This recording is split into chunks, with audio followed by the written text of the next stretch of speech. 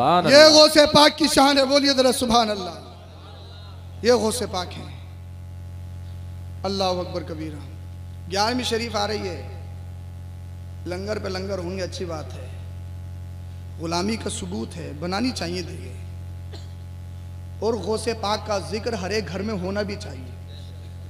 ज़रूरी नहीं है कि आप बड़े बड़े खतीबों को बुलाओगे तभी जिक्र होगा, नहीं। ज़रूरी नहीं है 2 घंटे का हो, चाहे 10 मिनट ही का हो, हर घर में गौसे पाक का जिक्र होना चाहिए। इमाम साहब से कहो कि 10 ही मिनट पढ़ दो, गौसे पाक का जिक्र होगा, अल्लाह तुम्हारी घरों में बरकतों का नुज़ूल फरमाएगा। 11वीं शरीफ करते हैं लोग, लेकिन हम हर चीज में रियाकारी, दिखावा, बनावट। फला साहब 50 दे के बना रहे हैं, फला साहब 22 दे के बना रहे हैं। अच्छी बात है, गौसे पाक ने दिया है तो बनाओ। पूरे इलाके की हर अमीर की दावत, बस्ती में 4-5 गरीब बचते हैं, उनकी दावत नहीं। मैं ये नहीं कहूंगा कि आप गौसे पाक के चाहने वाले नहीं हो। सूद का है, दूसरों की जमीनें मारी, मेंढे काट ली, खा लिया पूरी बस्ती का, और हो रही है 11वीं बड़े धड़ल्ले से 50 दे के बना रहे हैं फुला साहब। अरे अल्लाह वालों की बारगाह में, गौसे पाक की बारगाह में ज्यादती कबूल नहीं, दिलों के नजराने कबूल होते हैं। अगर 50 दे के बना रहे हो तो 50 मत बनाओ, एक बना लो, अच्छी नियत से बना लो। और 49 देगों के पैसे, अगर तेरी बस्ती में कोई गरीब है, बीमार हो गया है, उसके पास इलाज के लिए पैसा नहीं है, उन पैसों से उस गरीब का इलाज करवा दे। अगर तेरी बस्ती में कोई गरीब बेटी है, उसकी शादी में दिक्कत है, उसकी रवानगी में दिक्कत है, तो गौसे पाक का लंगर उसकी बारात में चलवा दे और गरीब की बेटी को घर से विदा करवा दे। जब तेरे दिल में गौसे पाक की सच्ची मोहब्बत पैदा हो जाएगी, रिया से खाली होगा, घर से गरीब बेटी विदा होगी, गौसे पाक खुश हो जाएंगे, तेरी 11वीं कबूल हो जाएगी, दुनिया भी आबाद, तेरे कब्र और हश्र भी आबाद हो जाएगा। बेशक, सुभान अल्लाह, सुभान अल्लाह, जिंदाबाद। ये काम भी 11वीं वाले का है, ये काम भी पीराने पीर का है। ये नहीं कि भाइयों का लपेट के और 11वीं करवा दो बड़ी से बड़ी। 11वीं करवाने से पहले ये जरूर देख लो कि जिस पैसे की 11वीं करवा रहे हैं, ये पैसा कैसा है। और जहां आप इलाके के अमीरों को बुलाते हो, बस्ती के अमीरों को बुलाते हो, वहां बस्ती के आसपास के गरीबों को भी इकट्ठा कर लो। हाँ, इसलिए अल्लाह वालों ने खुद नहीं खाया है, गरीबों को खिलाया है, अपने पेट का गरीबों को दिया है। यह गौसे पाक की सीरत है। हम दावा कुछ और करते हैं, अमल में बिल्कुल खाली हैं। गौसे पाक ऐसे गौसे पाक नहीं बनते। कई कई साल जंगलों में रहे, पत्ते खाए हैं, पत्ते रब की बारगाह में गिड़गिड़ाए हैं, रोए हैं, सजदे किए। कोई ऐसे नहीं बनता है गौसे आजम। बड़ी मेहनत, बड़ी मशक्कत, मखलूक खुदा से बेपनाह मोहब्बत, किसी भी अमल में रिया नहीं, दिखावा नहीं। वो जो भी करते हैं अल्लाह की रजा के लिए करते हैं। किसी से मोहब्बत करते हैं तब अल्लाह की रजा के लिए, किसी से दुश्मनी करते हैं तब अल्लाह की रजा के लिए। हाँ, अल्लाह अल्लाह साहब सब कुछ है। पता चला बहुत बहुत बड़ी 11वीं हो रही है, अम्मा के पास 5 साल की फटी चादर है तो वही है, अब्बा के पास 10 साल पुराना गद्दा है तो वही है, और 11वीं शरीफ हो रही है। खुद ब्लैकबेरी का पहनते हैं, रिबॉक का शूज़ पहनते हैं, साहब बहुत बड़े ये हैं वो हैं, और अम्मा अब्बा का ये हाल है। गौसे पाक खुश होंगे, गौसे पाक खुश होंगे। मुझे बताइए आप, अल्लाह के रसूल सल्लल्लाहु अलैहि वसल्लम के दौर में एक शख्स था जिसका नाम अलकमा था।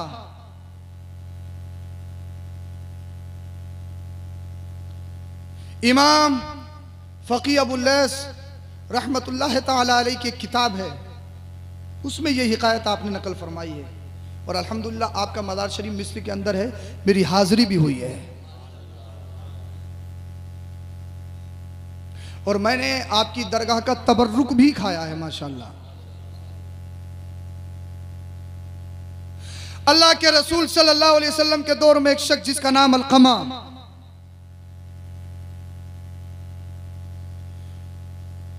शदीदुल इज्तिहाद, अजीमुस सदका, जिहाद में मेहनत व मशक्क़त में पेश पेश रहता, आगे रहता और सदका व खैरात बहुत करता था, लोगों में माल बांटता था बेशुमार। लेकिन जब उसकी नज़ा का वक्त आया, मौत का वक्त आया, तो उसकी रूह नहीं निकल रही थी। उसकी बीवी ने जब उसकी हालत को देखा, उसकी कैफियत को देखा, उस पर जो सख्तियां हो रही थी उस सख्ती को देखा, ये मत समझना कि जो होगा देखा जाएगा, जो होगा देखा जाएगा, यार देखा ही तो नहीं जाएगा, यही तो मुश्किल है। एक बिच्छू काट ले, बिच्छू जानते हो ना, जो बलडोजर की तरह होता है बिच्छू, अगर डंग मार देना जब तक 2-3 इंजेक्शन नहीं लगवाओगे सुकून नहीं मिलता है। दाढ़ में दर्द हो जाए ना तो कई इंजेक्शन लगवाने के बाद दाढ़ का दर्द खत्म होता है। अगर हार्ट में, दिल में दर्द हो जाए ना, ये दर्द बड़े खतरनाक होते हैं। पथरी का दर्द हो जाए ना तो कभी इंसान इधर पलटी मारता, कभी उधर मारता, कई इंजेक्शन के बाद उसको सुकून मिलता है। अब लगाइए, ये दुनियावी दर्द है, कब्र और हश्र और जहन्नम का अज़ाब कितना सख्त होगा। कहते हो कि देखा जाएगा, देखा ही तो नहीं जाएगा, ये बड़ा मुश्किल है। मौत का वक्त आ गया, रूह परवाज नहीं हो रही, बीबी परेशान, घर वाले परेशान। बीबी ने कासिद को भेजा मदीने वाले मुस्तफ़ा करीम सल्लल्लाहु अलैहि वसल्लम की बारगाह में, या रसूल अल्लाह मेरे शोहर का इंतकाल नहीं हो पा रहा है, मेरे शोहर की रूह कब्ज़ नहीं हो पा रही है। अल्लाह के रसूल की बारगाह में जब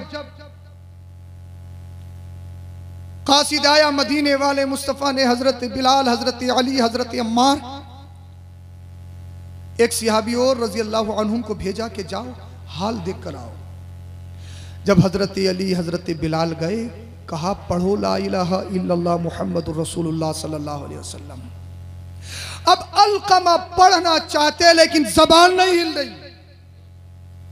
कौन कलमा पढ़ा रहा है? आज का इमाम नहीं, आज का मुफ्ती नहीं, आज का आलिम नहीं, दामाद मुस्तफा अली, जिनका जन्नत पे कब्जा वो अली, आशिकों का इमाम हजरत बिलाल हबशी कलमा पढ़ा रहे हैं कि कलमा पढ़ो। अब जबान काम नहीं कर रही, जबान हिल नहीं रही, कलमा जबान पर जारी नहीं हो रहा। अल्लाह के रसूल का दौर था।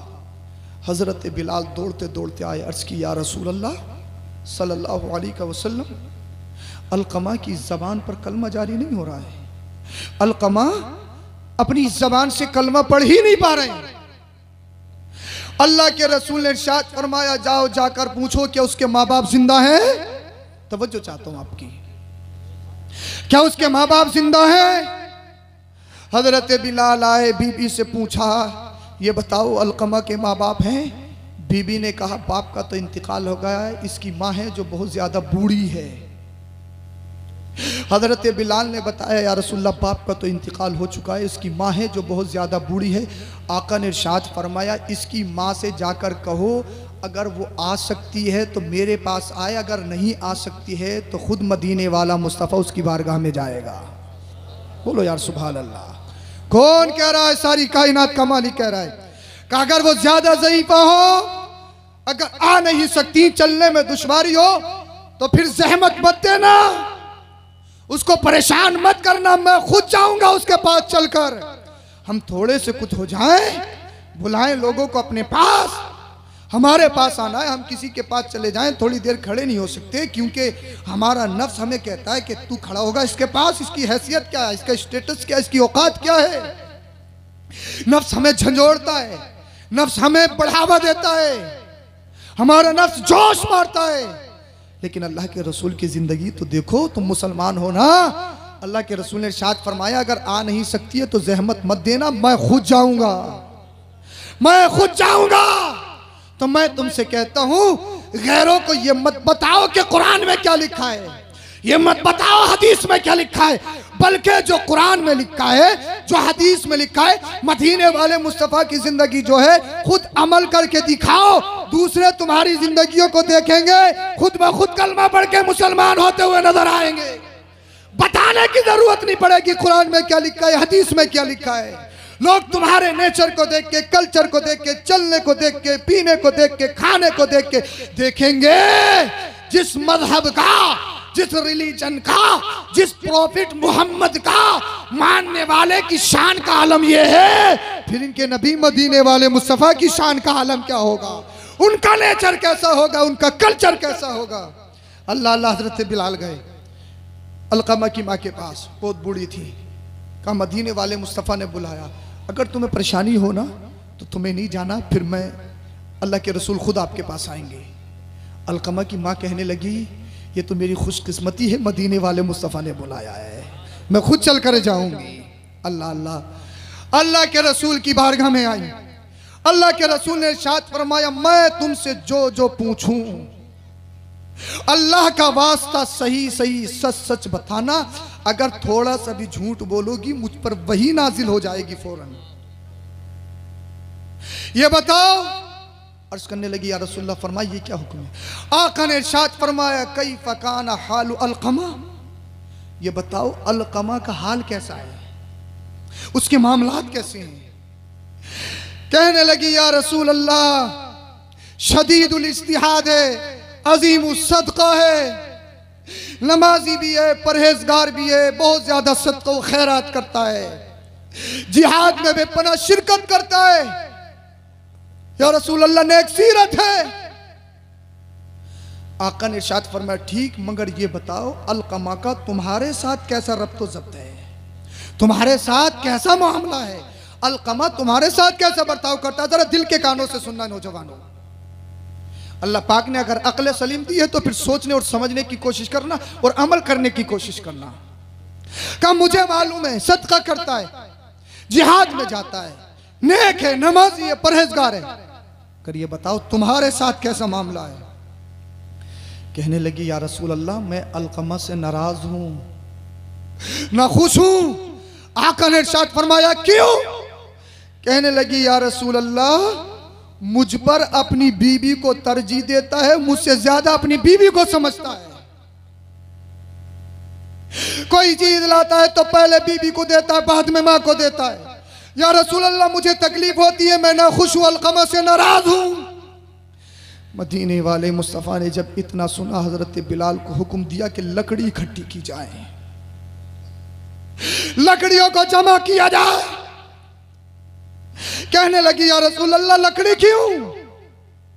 कहा अलकमा को लकड़ियों में जिंदा जलाया जाएगा। अल्लाह अल्लाह, जिंदा लकड़ियों में रख के जलाया जाएगा, आग जलाई जाएगी। अलकमा की मां का कलेजा हिल गया, दिल फट गया। कहने लगी, या रसूलल्लाह मेरी आंखों के सामने मेरे बेटे को जलाया जाएगा, मेरी आंखों के सामने मेरे बेटे को आग में डाला जाएगा। मां पर कितना भी जुल्म करो, सितम करो, मां को गाली दो, मां को बुढ़िया कहो, मां को कितना भी सताओ, मां पर कितना भी जुल्म करो, लेकिन मां की ममता, मां की मोहब्बत, अगर तुम्हें थोड़ी सी तकलीफ हो जाए तो मां तड़पती है। अगर तुम रात को 12-12 बजे 2-2 बजे घर में घुसते हो, भाई बहन सो जाते हैं, मां की आंखों में नींद नहीं आती है।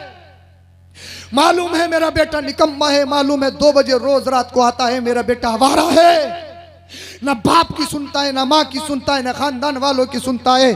दूसरे भाई कहते हैं, माँ तुझे मालूम नहीं है तेरा बेटा निकम्मा है, रोज 2 बजे आता है, आवारा है, तू सोती क्यों नहीं है। माँ की ममता तड़प कर कहती है, मैं सोऊं कैसे, मेरी आंखों में नींद ही नहीं है, मैं खाऊं कैसे, मेरे हलक के नीचे को निवाला उतरता ही नहीं है। लंगड़ा हो, लूला हो, अंधा हो, काना हो, काला हो, गोरा हो, अमीर हो, गरीब हो, रिक्शा चलाता हो, माँ के लिए चांद है, माँ के लिए उसकी पूरी दुनिया है। आज तुम थोड़े से कुछ हो गए, थोड़े से बड़े हो गए, कहो अगर तुम्हारी माँ तुम्हें समझाए, तुम्हारा बाप तुम्हें समझाए, बदतमीजी करते हो अपने माँ बाप के साथ, कहते हो बुढ़िया बुढ़े तुम्हें समझ में नहीं आएगा, अपनी जबान खामोश रखो। तुम क्या समझो, तुम्हारा दौर और था, आज का दौर और है। तुम्हारा जमाना और था, आज का जमाना और है। आज थोड़ा सा पढ़ गया, वकील डॉक्टर क्या बन गया। आज तूने थोड़ा सा पैसा कमा लिया, अपनी माँ को आंखें दिखाता है, अपने बाप को सीना दिखाता है। बाप अगर थोड़ा सा कुछ कह दे, बाप के मुंह पे गाली देता हुआ नजर आता है। बात बदतमीज तो ऐसे हैं, बाज हंजार तो ऐसे हैं, बाज बदमाश तो ऐसे हैं जो माँ बाप पर हाथ तक उठा लेते हैं, उनको गालियां देते हैं। मैं तुमसे कहूंगा, तुम कौन सी दुनिया में जी रहे हो, तुम कौन से कल्चर में जी रहे हो, तुम कौन सी तबाही में चल गए। अरे जिस माँ ने तुम्हें 9 महीना पेट में रखा है, जिस माँ ने खुद सुगीले में सो के तुम्हें सूखे में सुलाया है, जिस बाप ने खुद फाके करके औरों से कर्ज लेके तुम्हारे हलक में निवाला डाला है, जिस बाप ने 24 घंटा खेतों में काम करके, फावड़ा चला के, मजदूरी करके, 24 घंटा फैक्ट्रियों में काम करके तुम्हें पाला है, तुम्हें बड़ा किया है, परवरिश की है। आज तू 25-30 साल का हो गया, तेरे जिस्म में ताकत है, आज तूने बॉडी बना ली, आज तूने इमारत बना ली, आज तूने पैसा कमा लिया, आज तूने शोहरत खरीद ली, तो बाप की तेरी नजरों में कोई हैसियत नहीं, तेरी माँ की तेरी नजरों में कोई हैसियत नहीं। अल्लाह अल्लाह मुस्तफा ने इरशाद फरमाया, अलकमा को जिंदा आग में जला दिया जाए। माँ तड़प गई, रोने लगी, अर्ज करने लगी, या रसूल अल्लाह मैं इन आंखों से कैसे देखूंगी, मेरा कलेजा मुंह को आ जाएगा। या रसूल अल्लाह मेरी रूह तड़प रही है, मैं नहीं देख सकती। आका ने इरशाद फरमाया, जब नहीं देख सकती तो अपने बेटे को भी माफ कर दे, अपने बेटे से राजी हो जा। जब तक तू राजी नहीं होगी, जब तक तू माफ नहीं करेगी, तेरे बेटे की जबान पे कलमा जारी नहीं हो सकता है, तेरे बेटे का खात्मा खराब हो सकता है। माँ ने जब इतना सुना, अल्लाह अल्लाह तड़प गई, रोने लगी और अपने रब की बारगाह में हाथों को उठाया, अर्ज करने लगी, ए अल्लाह मैं तुझे गवाह बनाकर, तेरे रसूल को गवाह बनाकर मैंने अपने बेटे को माफ कर दिया है, मैं अपने बेटे से खुश हो गई हूँ। ए अल्लाह तू अलकमा को माफ कर दे, ए अल्लाह तू अलकमा के गुनाहों को माफ कर दे। जैसे माँ ने अपने हाथों को उठाया, रब की बारगाह में दुआ की, मदीने वाले मुस्तफा का वास्ता दिया, अल्लाह अल्लाह देखने में क्या आया, अलकमा की जबान पे कलमा शरीफ जारी हो गया। अलकमा ने पढ़ लिया ला इलाहा इल्लल्लाह मुहम्मदुर रसूलुल्लाह। अलकमा का खात्मा नामे नबी पर हो गया, कलमे पर हो गया। सुभान अल्लाह, नारे तकबीर, नारे रिसालत, फैज़ाने सरकारे मदीना सैयद अफरोज मियाँ साहिब किबला, उलमाए अहले सुन्नत, नारे तकबीर, नारे रिसालत, जिंदाबाद जिंदाबाद। अल्लाह अल्लाह, आज माओ को सताते हो, बाप को गालियां देते हो और सोचते हो हम बहुत बड़े हो गए। ये तुम्हारी भूल है, तुम्हारा खात्मा गड़बड़ हो सकता है।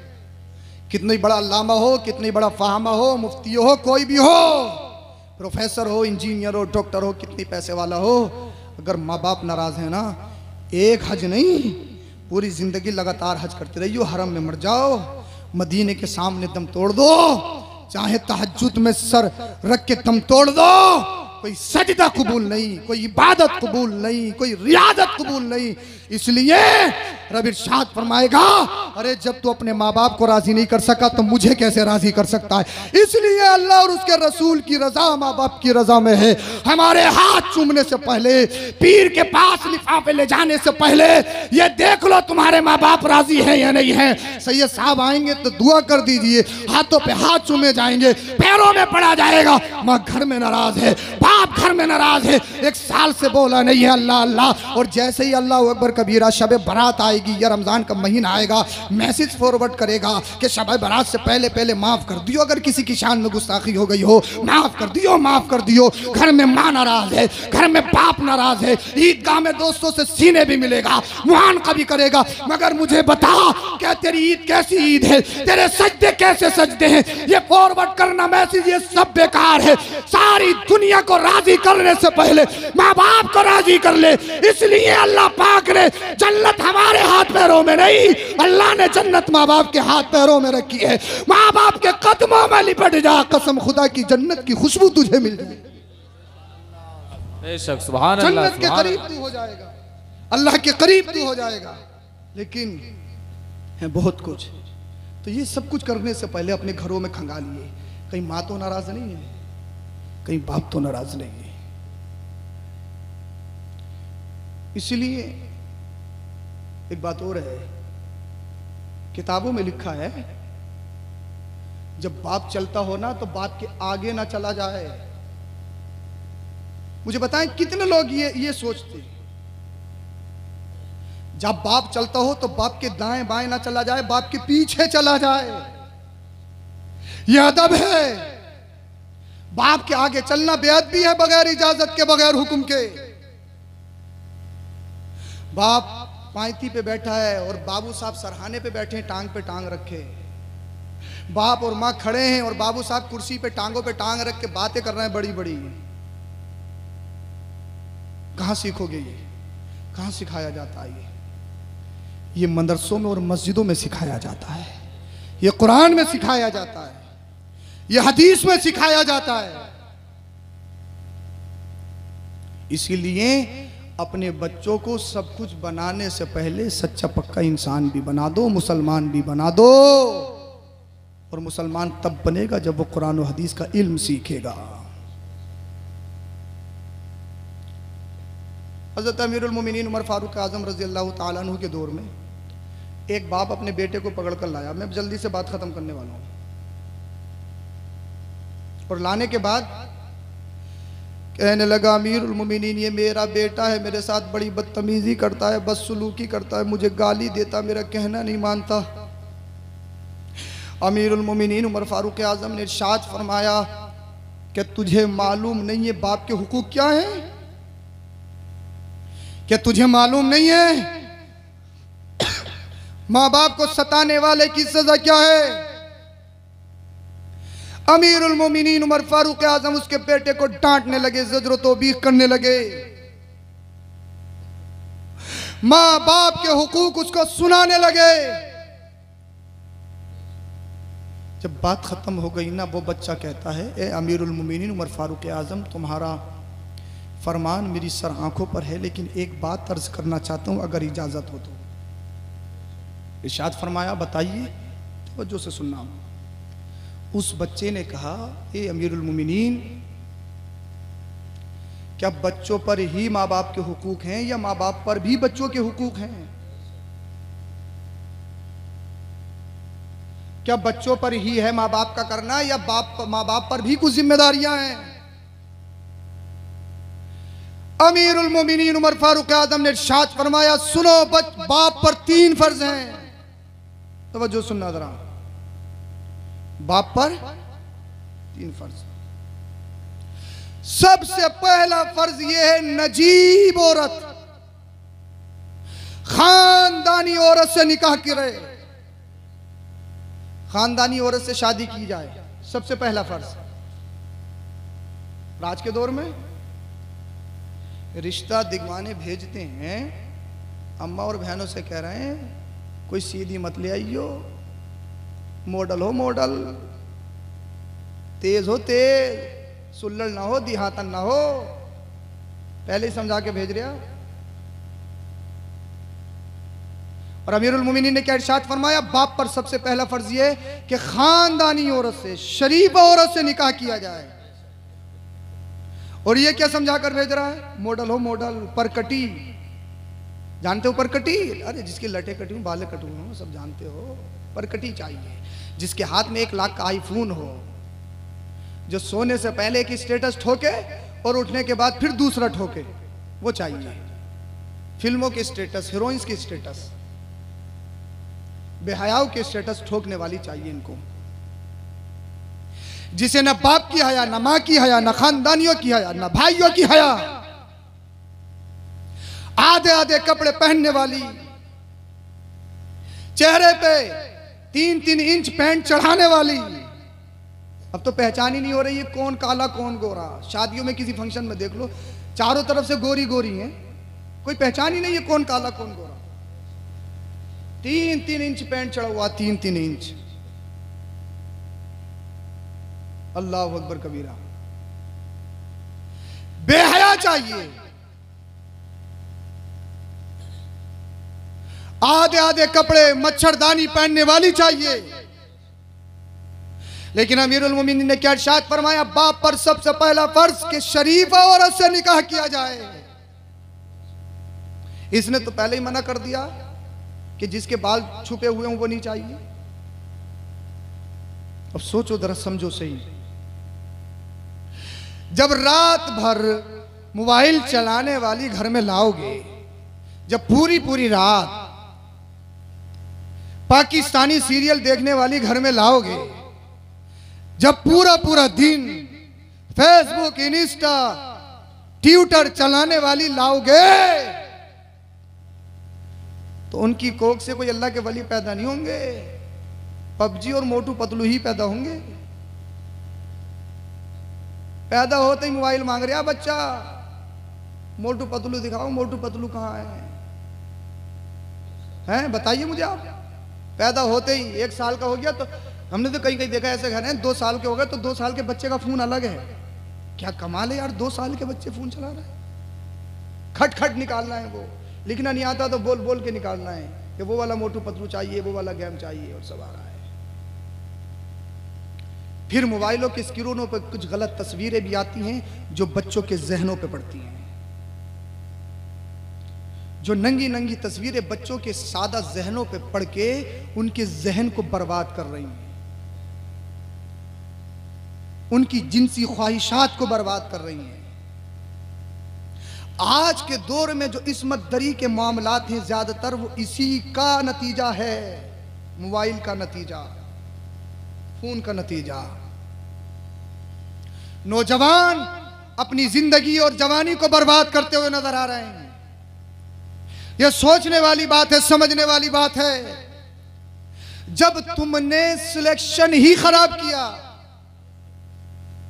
जब तुमने जमीन ही गलत चुन ली, बंजर जमीन चुनी और सोचो कि अच्छी खेती हो जाए, नामुमकिन, कभी नहीं।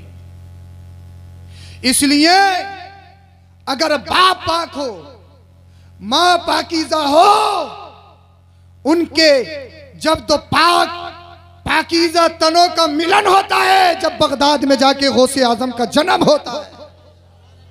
हर घर में गौसे आजम पैदा नहीं होते हैं।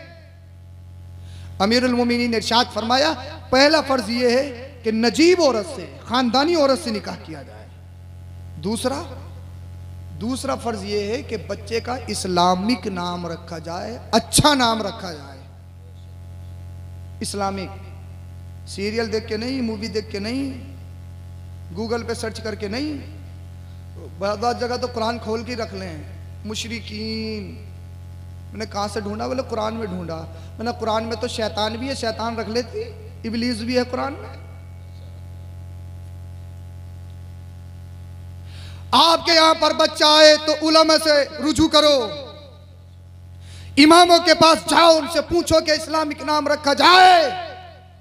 और मदीने वाले मुस्तफा ने इरशाद फरमाया, आला हज़रत फतावे रज़विया में नकल फरमाते हैं, जिसके यहां पर बेटा हो उसका नाम पैदाइशी मोहम्मद रखो। जब नफसी नफसी का आलम होगा, कोई किसी का पूछने वाला ना होगा, उस दिन जिनके भी नाम मोहम्मद होंगे, अल्लाह पाक उनको और उनके वालिदैन को जन्नत नसीब फरमाएगा। नाम मोहम्मद रखने की बरकत यही है। पैदाइशी नाम मोहम्मद रखना चाहिए, पुकारने का चाहे कुछ भी रख लो।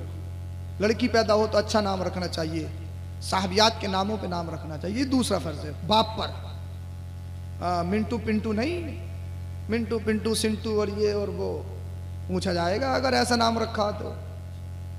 तीसरा फर्ज ये है बाप पर कि किताबुल्लाह यानी कुरान करीम का अपने बच्चे को इल्म सिखाया जाए। फर्ज है, बच्चे के नमाज याद नहीं तो बाप से भी पूछा जाएगा। हाँ, ये फर्ज है। अल्लाह अल्लाह जब तीनों फर्ज हज़रत अमीरुल मोमिनीन उमर फारूक आज़म ने बता दिए तो वो बच्चा कहता है, अमीरुल मोमिनीन उमर फारूक आज़म, मेरे बाप से पूछिए इन्होंने किस औरत से निकाह किया, कितनी ख़ानदानी से निकाह किया, मेरी जो माँ है वो कितनी शरीफा है, कितने अच्छे ख़ानदान से। अल्लाह अल्लाह वो बच्चा कहने लगा, ए अमीरुल मोमिनीन उमर फारूक आज़म, मेरे बाप ने जिससे निकाह किया है वो अजमी बांदी है, इन्होंने 400 दिरहम के ज़रिए उस बांदी को खरीदा था, उससे निकाह किया, उससे मेरी पैदाइश हुई है।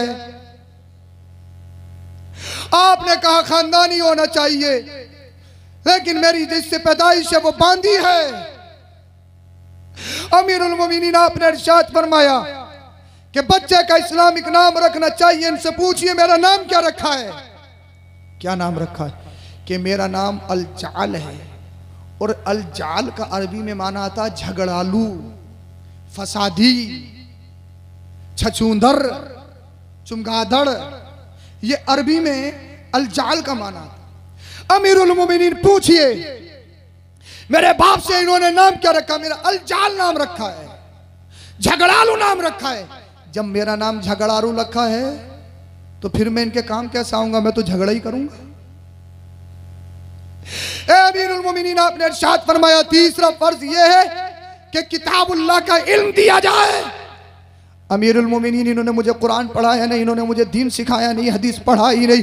अमीरुल मोमिनीन उमर फारूक आजम ने जब इतना सुना तो इरशाद फरमाया, ए बाप कान खोल के सुन, तेरे लिए ऐसा ही होना है, इसलिए जो तूने बोया है वही काट रहा है।